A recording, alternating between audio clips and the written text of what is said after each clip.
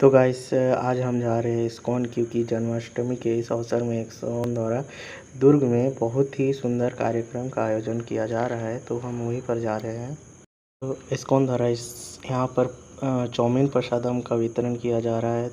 भक्त लोग देख सकते हो चाउमीन प्रसादम का आनंद ले रहे हैं।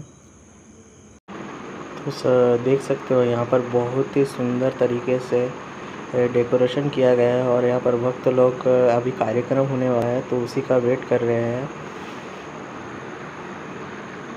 तो इस्कॉन के द्वारा कुछ कार्यक्रमों का यहाँ पर अरेंज किया गया है। तो यहाँ पर देख सकते हो बच्चे लोग कितना सुंदर रंगोली बना रहे हैं।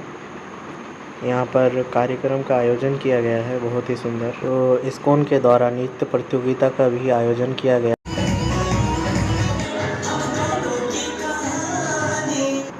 उसके बाद हमारे कुछ मित्रों ने लिया प्रसादम का आनंद, देख सकते हो किस प्रकार से खा रहे हैं।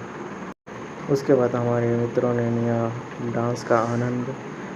फूलों की होली हो रही है। तो गाइस वीडियो लेट अपलोड होने की वजह से सॉरी, और वीडियो को लाइक और चैनल को सब्सक्राइब करके हमें सपोर्ट करते रहिएगा। Thank you so much.